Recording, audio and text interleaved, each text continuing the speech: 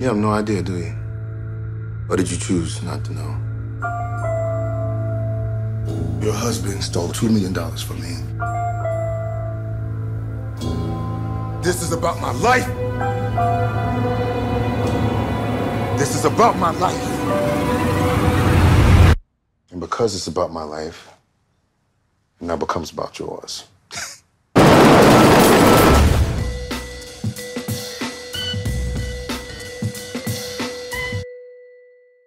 TV.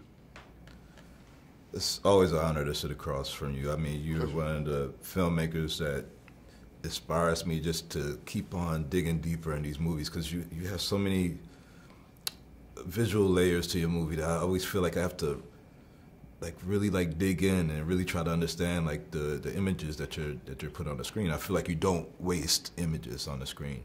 I wonder, where did you first get the bug to want to create films? What inspired that journey?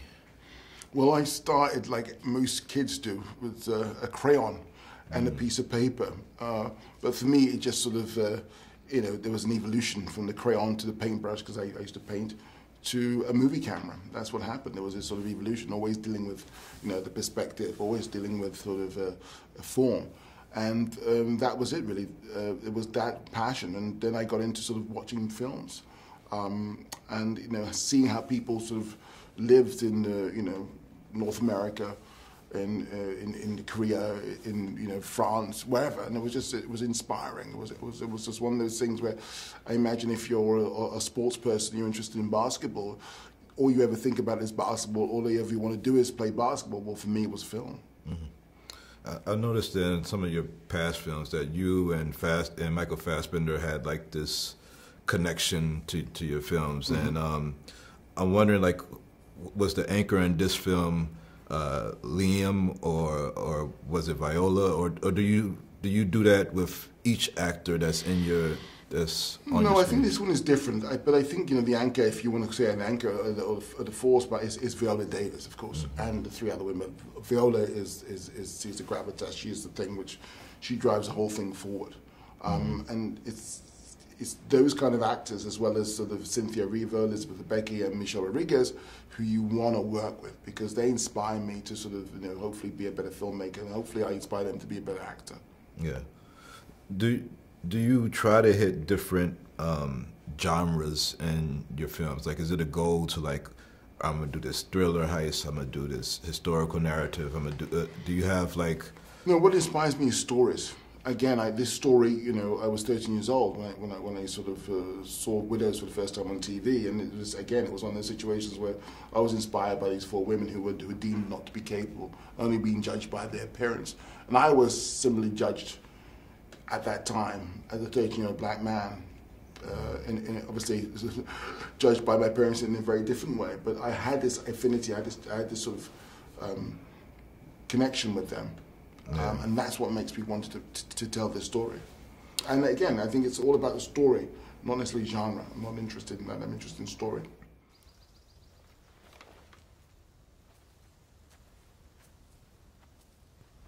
Harry Rollins. You never mess with me, I never mess with him. We in different games, I always have respect. So why'd he hit me now? Well, I know why. Thinks you're setting your sights on something high, you're getting sloppy. Mrs. Rawlings, I'm Jack Mulligan. I had the privilege of working with your husband a couple of times. He was a wonderful man. I'm so sorry for your loss. If there's anything I can do, please don't hesitate to ask. I'm not a hard man to find. And God bless.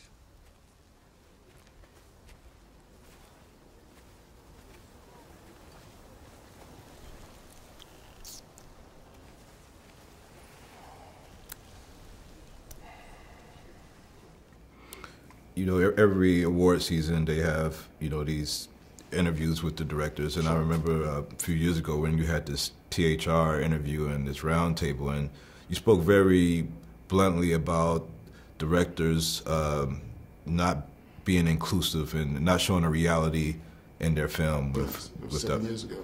Yeah. Yeah. But I mean, it stood out vividly to me, because I felt like I just needed that to be said. Well, that conversation wasn't really. I mean, maybe it was taking place, but not in such a public space, I suppose. And I maybe had put people on the spot, and I didn't mean to do so, but someone asked me a question, I had to answer it. And things have changed. I mean, again, you know, when 12 Years a Slave came out, I mean, the landscape has changed since then. We got Selma, and then you get sort of Moonlight and so forth and whatnot. I mean, I think with 12 Years, what happened is that they made money. Yeah. And I know those other two films would not have gotten made if it hadn't made for 12 years, because the producers were the same. They told me, because 12 Years made money, we can make those other two movies, because Hollywood thought, okay, we can make money, and that's fine. I have no problem with that. Right. Everyone wants to be successful financially in what they do, and great. But that was the reality. Things changed because someone took a chance on 12 Years a Slave, and that was it.